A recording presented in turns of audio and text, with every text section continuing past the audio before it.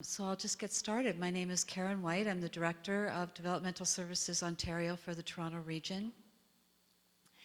And the DSO started in July 2011. So I've been with the DSO since almost the beginning. And yeah, we've grown and changed a lot since then. There are 9 DSO regions across the province. So this is for the Toronto region. So the purpose of the DSOs was to try and streamline the process of people who were moving from children's services to adult. So before there was a DSO, people would have to try and negotiate and find their way to do future planning in the Toronto area. And that could be a challenge sometimes because there's 37 agencies in Toronto and they're all slightly different and offer different programs.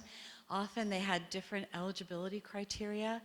And often people would be on multiple lists. So people would go on a list at a lot of different agencies. So the purpose of the DSOs was really to respond to the family's request to just be able to call one number, one place, and get on the right list and be able to get the services that would be right for their child who was transitioning from children's services to adult.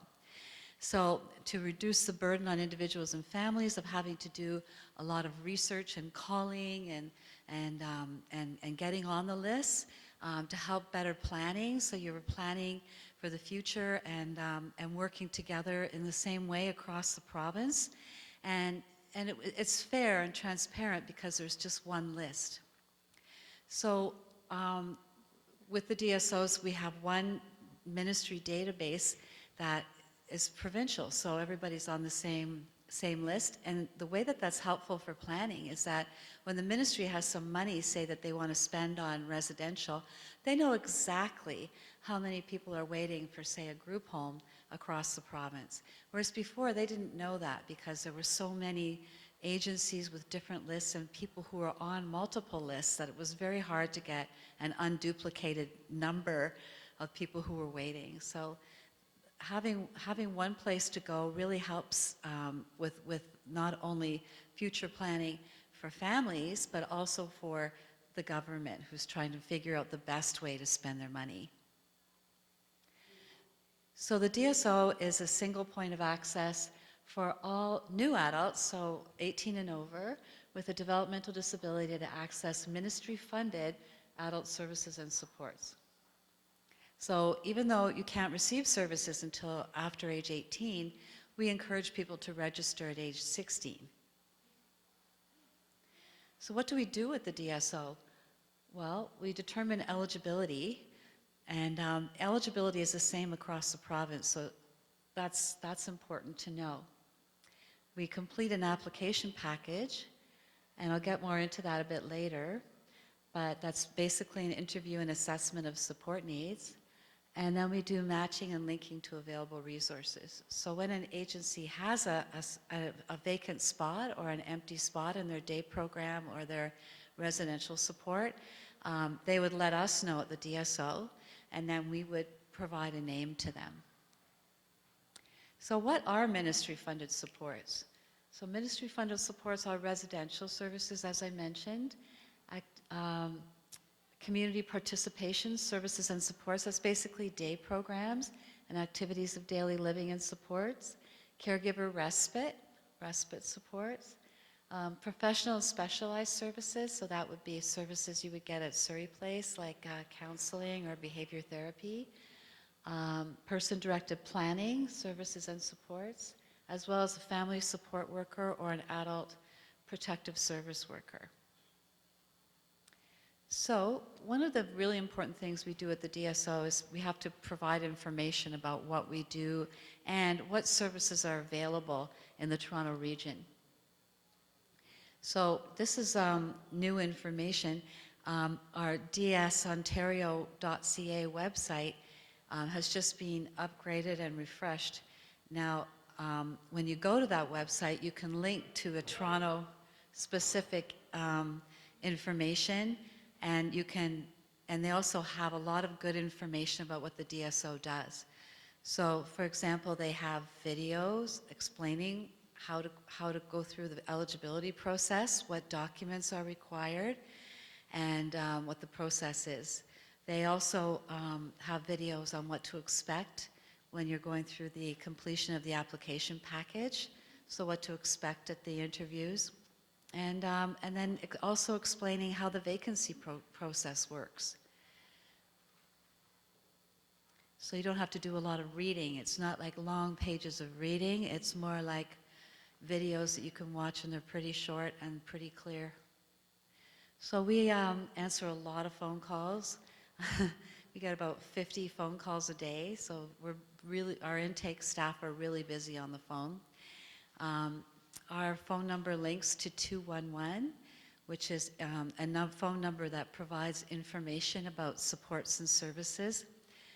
And now it's provincial, it's not just Toronto. So the nice thing about 211 is that they answer the phone 24 hours a day, 7 days a week. And people who work at 211 speak a lot of different languages. So when someone calls 211 and they have a question or a problem, they send us an email right away so that we can return the call and we know what the call is going to be about. So that's been a really helpful partnership for the DSO. And we do presentations like this one. And we sometimes do presentations to school boards. We've met with people who work at hospitals, other agencies, family groups. So we get out there a lot. We probably reach out to a few hundred people every few months. So we're pretty busy out there talking about what we do and trying to ensure that people are informed and are registering with the DSO so that they can get supports. So I thought I would talk a little bit about eligibility. So eligibility is legislated. That means that it's the law that we have to follow the eligibility criteria. And so when applying, individuals must provide an assessment by a psychologist or a psychological associate. And quite often people will have an assessment through school, and even if it's an older assessment, if it still indicates a diagnosis of developmental disability, it's still valid. Quite often someone will come to me and say, well, my child hasn't had an assessment since they were like 6 years old. I say, well, if you have an up-to-date IEP or report card from the school along with that assessment, just to kind of show what life is like right now, as well as this psych assessment, that should be fine. So we'll look at whatever documents you have, and if you don't have something from a psychologist, we're lucky enough to be working closely with the Surrey Place Adult Program, and their psychologist really knows a lot about our eligibility criteria, and will work with you to provide an eligibility assessment so that we can get the information that we need. So one thing you need to be eligible is we need to have proof of your birth date, that you're over 16 or over 18. And we also need to know that you're an Ontario resident. So health card, birth certificate, sometimes a ODSP receipt, or some piece of mail. So it's pretty similar to what, if you lost your health card, what you would have to bring in to prove that you are an Ontario resident. Proof of a developmental disability, which I talked a little bit about, like the psychological assessment. And now the psychological assessment, if it proves that you are eligible for the DSO, that eligibility letter from the DSO will now help you to apply for ODSP, which is the Ontario Disability Support Program, the income program. So you don't have to prove developmental disability 2 times, just once for the DSO. So that's the cognitive criteria, which is the psychology assessment. So you have to have a diagnosed developmental disability. So what is a developmental disability? So psychologists define it by a level of IQ score. And, and when we see people at the DSO, we see people who can really do a lot for themselves, who travel independently in the community and take care of themselves, as well as people who may need help or support with almost everything in their lives. So it's a really broad range of people who could be eligible for the DSO. But we also look at not just the psychological report or the IQ score, but we also look at adaptive skills. And so what are adaptive skills? Adaptive skills are your day-to-day skills, like self-care, some examples are telling time, managing money, shopping, cooking, laundry, all of those things that we all have to do in our daily lives. Also community skills, like how well can that person take the TTC or manage in the community. And then there's the age criteria.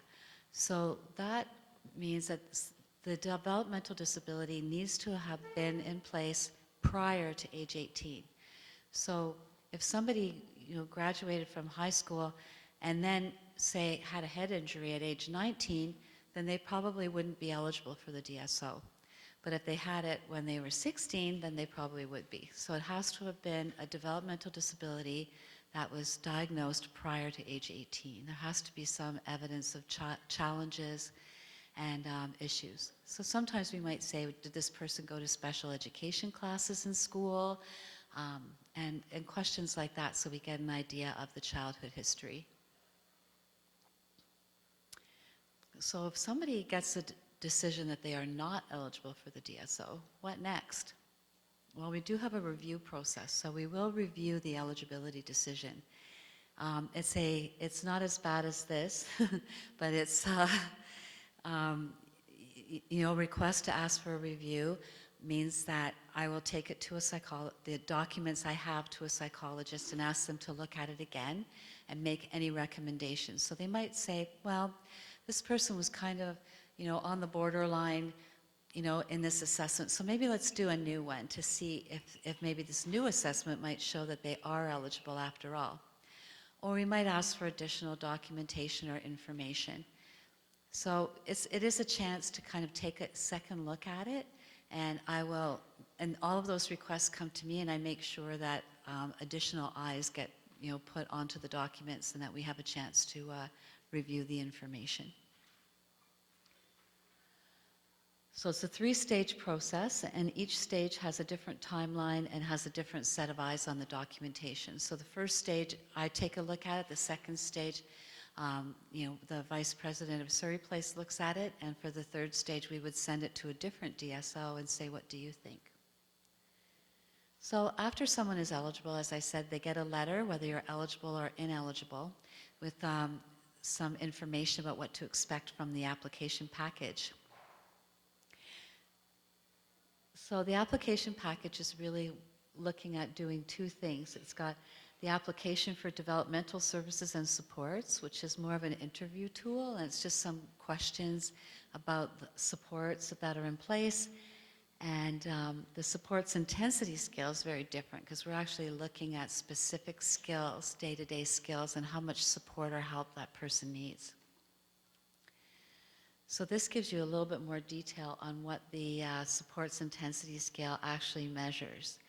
So it looks at the individual who is being assessed, their expectations, responsibilities, and involvement in activities, and then we compare that to typical adults. So then we say, okay, how much support does that person need, and how often to be able to perform that task as close as possible to a typical adult. So it can be kind of challenging to wrap your head around that, but the assessors are really specifically trained, and they are certified. So they're trained all together in the province, and it takes probably about 4 to 6 months for a new assessor, once we hire them, to be fully trained and start to do assessments on their own.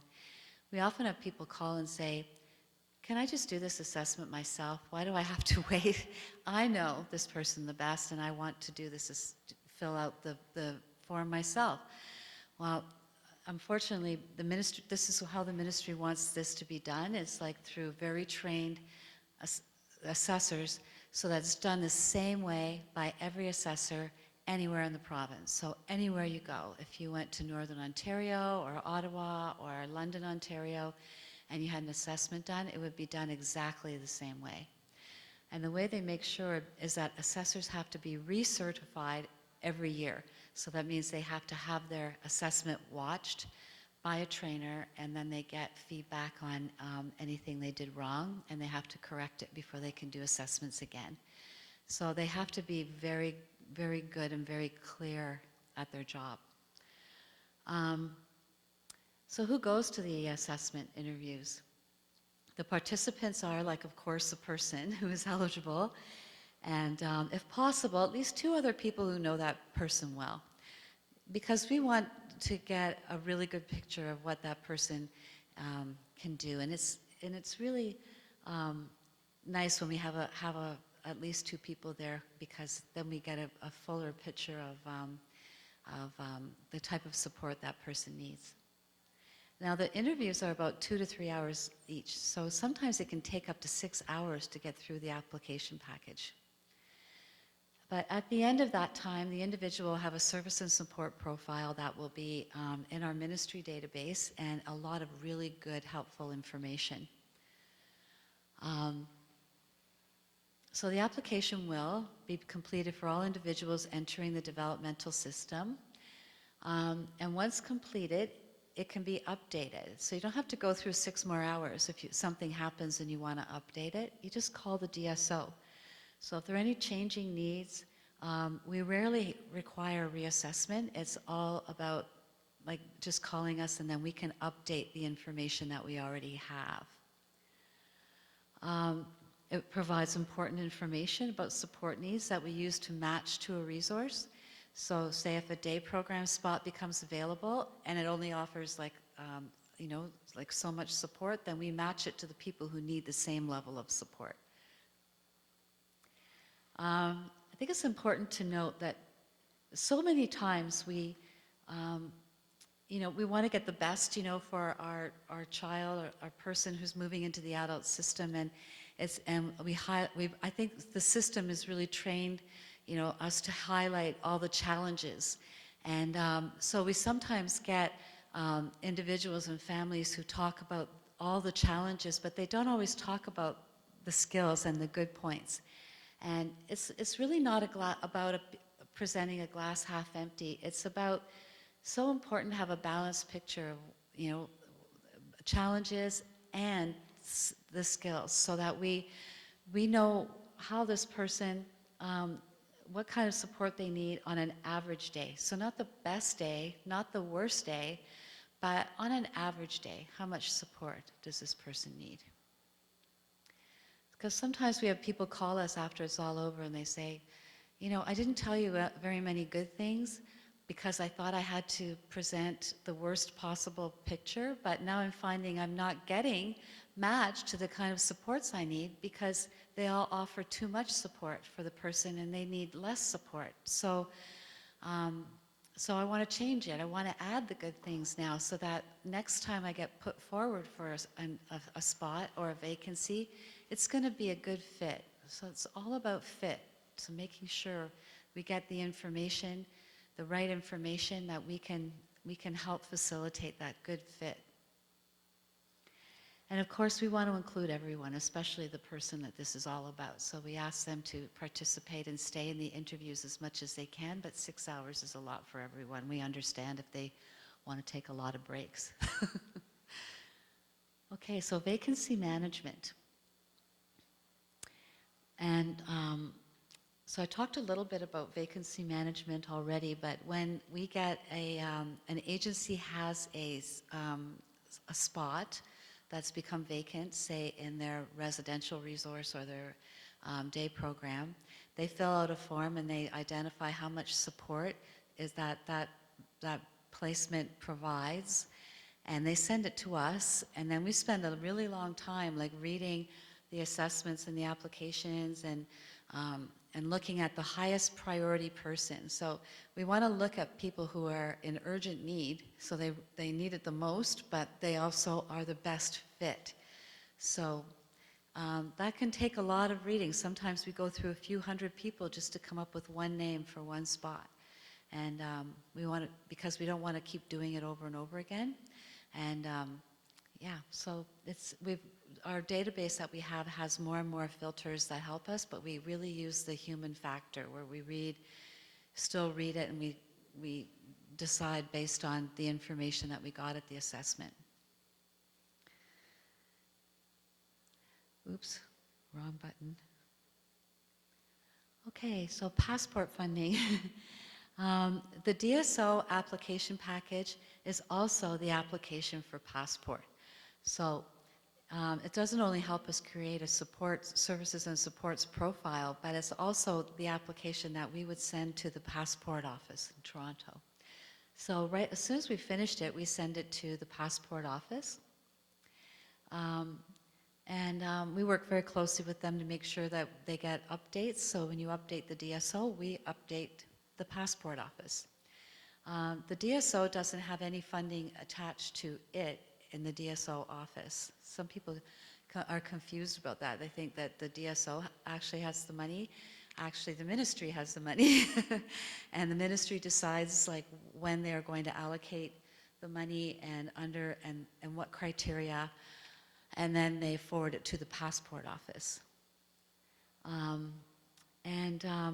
So sometimes we just don't know when funding is going to be allocated to passport.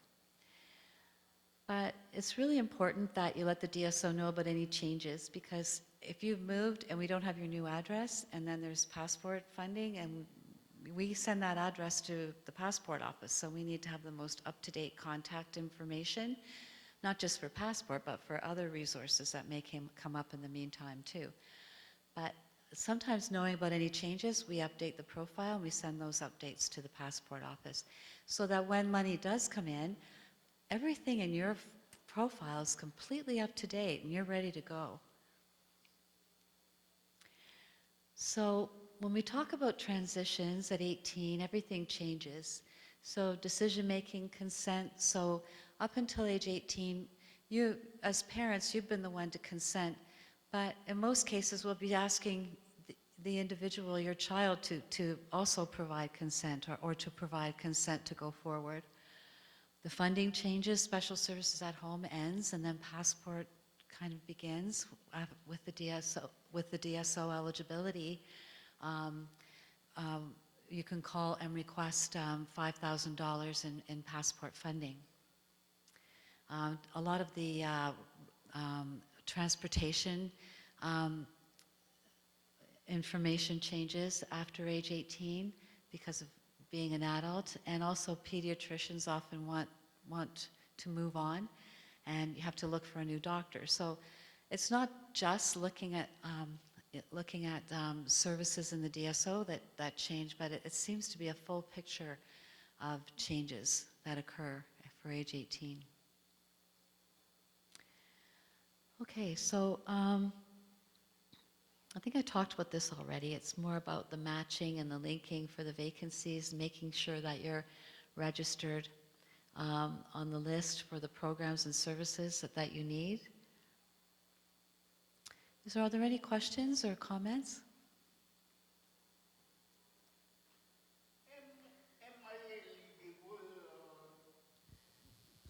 Am I eligible for funding? I'm already 63 years old.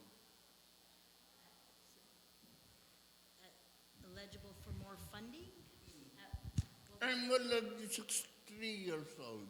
Since 3 years old? 63. Oh, 63. Oh, So that was the question. so I don't think there's an age limit. No. ODSP, I think it switches to something. Yeah. 65, yeah. It switches from ODSP To old age security, yeah, and CPP. If the ODSP is no longer funding us, which will replace? Which will be replaced for ODSP? So the DSO is not the same as ODSP, but the letter from the DSO will help your ODSP application. So people should give it to the ODSP worker. Okay. Thank you. My son is 26 years old, and he was diagnosed with autism 2 years ago. At the age of 16, he was diagnosed with LD, OCD, anxiety, and social pragmatic communication disorders. So we applied at that time when he was 16 for a DSO, and twice actually he got rejected. So they said IQ should be under 70, but his is not under 70, but he has so many other challenges, in everyday life. He's not able to do things. So now his case manager said to apply again because he has new diagnosis. So Yeah. would he be available now with new diagnosis?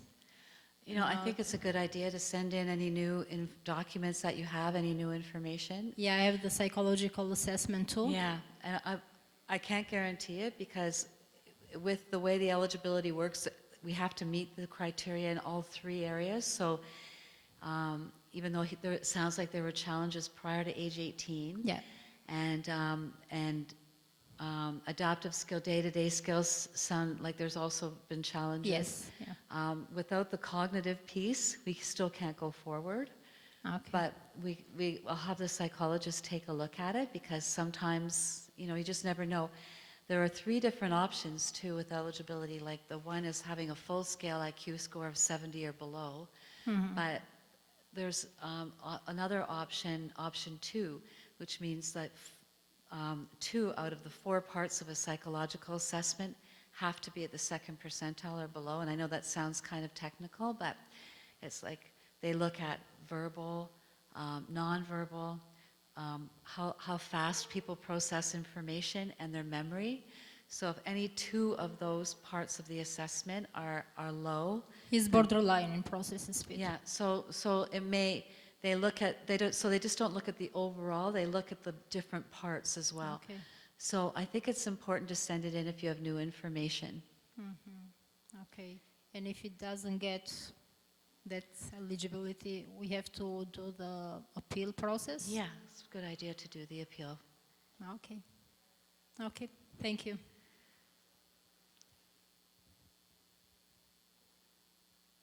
Any more questions? Okay, thank you, everyone. I'll pass it. Oh, sorry. Hi, I want to ask for the support person.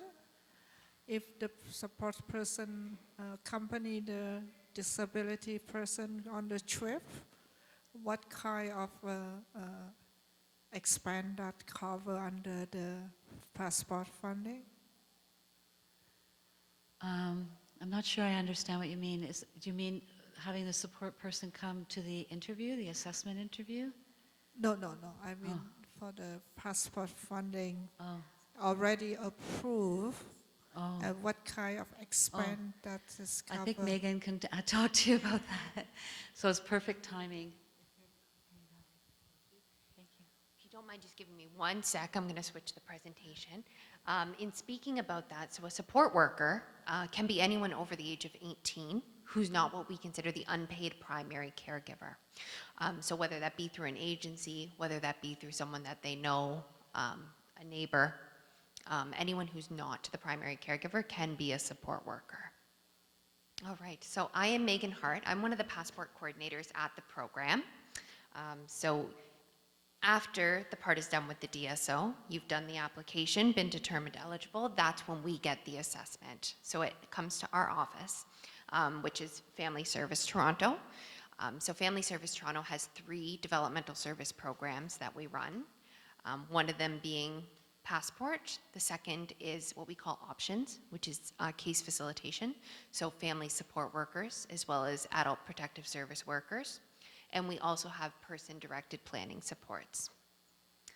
All three of those programs are all access through Developmental Service Ontario and funded by the Ministry of Children, Community and Social Services. So what is Passport? So Passport is a funding reimbursement program. Again, it's funded through the Ministry of Children, Community and Social Services with the intent to provide funding for adults to do community participation supports and activities of daily living, as well as helping caregivers take a break from their caregiving responsibilities by providing respite. So the four main goals of the program are to foster social, emotional, and community participation skills, to promote continuing education and personal development, to promote independence, and then again, to provide respite to caregivers. So the eligibility criteria for Passport is the exact same as the eligibility criteria for DSO. So when we do get that application, we are looking at the ADSS and SIS documents, and we look at the four criteria: the behavior needs of the individual, the medical needs of the individual. We look at what current government-funded supports they are currently receiving, and then caregiver, any caregiver concerns or their caregiver situation. We take all that information, and then they determine an allocation from that point, and it is placed on the wait list at that time until funding does become available from the ministry. So this, I actually, unfortunately, do think we are out. I was going to say we do have them at our table, but you can always contact our office to get one of these pages. This talks about what is covered and what is not covered through the Passport program. Unfortunately, it's very tiny up there. I know it is hard to read. I do apologize. So the first block talks about community participation and activities of daily living. I would say that's probably where the majority of what is covered falls under. So the first bullet talks about programs, classes, or supports that develop independence, social or life skills. So that could be attending a day program. It could be taking a cooking class or a literacy course in the community. It could be having someone maybe come into the home and work on cooking within the home. It would all fall under that category. But that also includes any fees or supplies that are required to participate in that activity. So for example, if you were taking a course and maybe you required a certain book or you required a certain knife set to join a cooking class, that could be purchased as well using Passport funding. The second bullet talks about participation in community activities and events. So that could be something like a gym membership. It could be doing a Toronto Parks and Rec class. It could be joining maybe some of the Special Olympics teams. It could be going to a festival or a museum. It could just be going to a movie or going to see the Raptors play. Anything that's really getting you out and active in your community. Then there's pre-employment or employment supports. That might be going to a vocational program. It might be hiring someone to support with resume development or perhaps job coaching.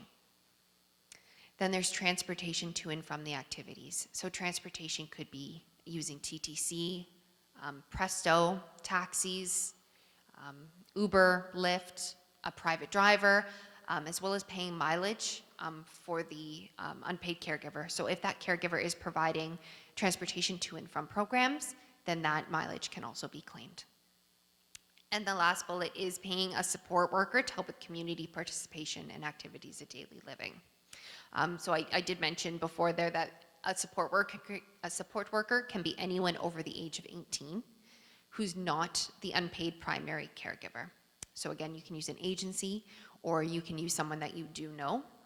Oftentimes we do get the question at this point, can another family member act as a support worker? They can, as long as it is not the unpaid primary caregiver and they're over the age of 18. So for example, if there was another sibling, a cousin, a family friend, they would all be eligible to be a support worker. That kind of moves into our second spot of caregiver respite. Oftentimes people do use a support worker to provide respite, but you also have the option of using any of the different programs or any of the different respite facilities throughout the city as well. Person-directed planning, so up to $2,500 of the existing Passport funding can be used to purchase a person-directed plan each year. And at the very bottom, it talks about administration.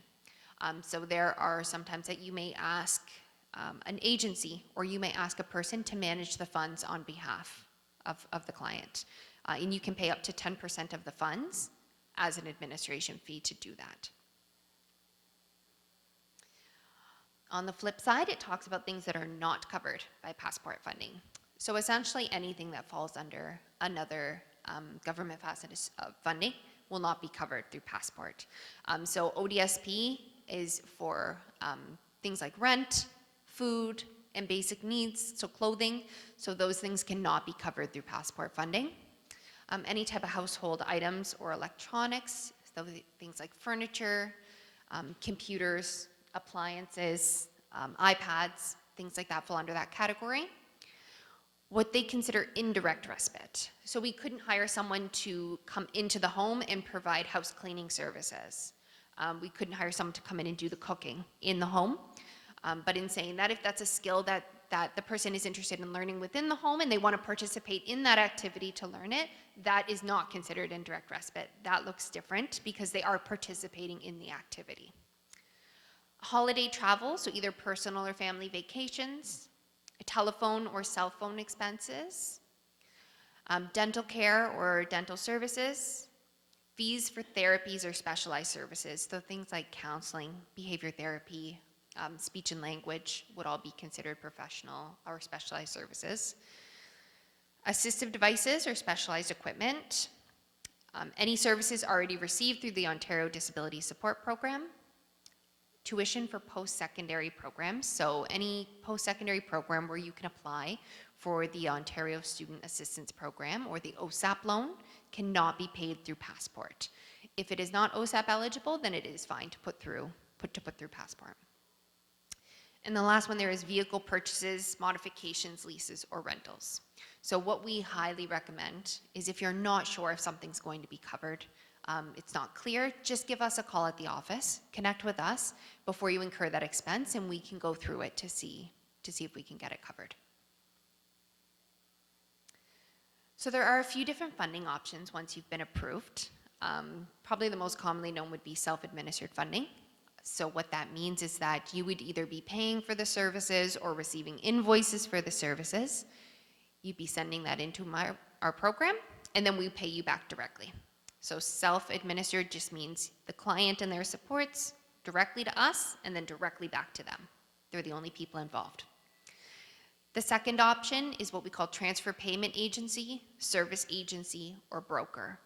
So that would mean that the clients are choosing whether it be a ministry-approved agency through a TPA, or they're choosing a private agency or a hired private broker who they're asking to help them manage the funds.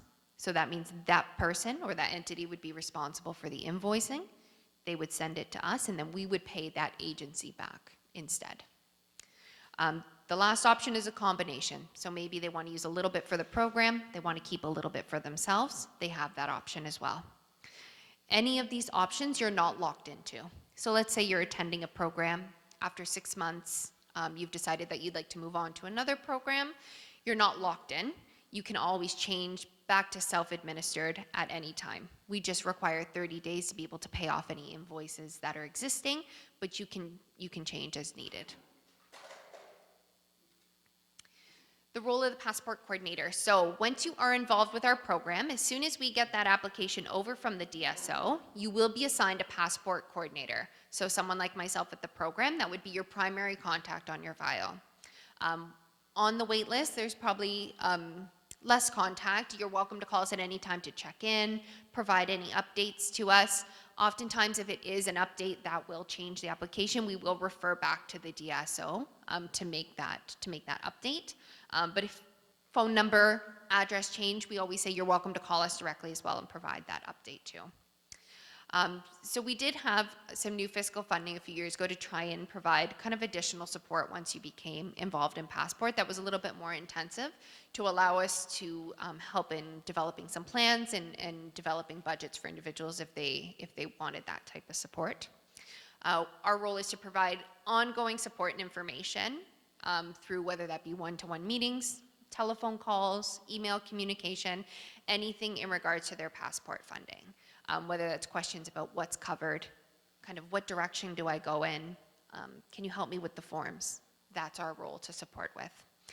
We can also provide advocacy and support in facilitating further accessibility to community resources and information as needed. And we'll try to provide that referral of information to the other programs as well. I think I touched on most of them. A lot of times we do a lot of conversations around kind of the ongoing support with the forms. So I don't know anyone, if you are involved right now, we've had quite a change with our invoice forms. So we went out and did a lot of information sessions teaching people how to use those forms and kind of that ongoing support as well. We also have what is called PassportONE. So PassportONE it's an administrative program that processes the invoices for the entire province of Ontario. So that is also held within Family Service Toronto, and they are responsible for the processing of the invoices. So all financial functions of all the 11 passport agencies across the province are handled by PassportONE. Just some statistics about the program. So Passport program currently has about 7,500 active clients. So each coordinator is managing a caseload of approximately 1,000 individuals right now. We still have about 2,500 clients or applications on the wait list looking for new or increased funds, and are looking at receiving about 100 new applications each month. Are there any questions about Passport? All right, well, thank you very much.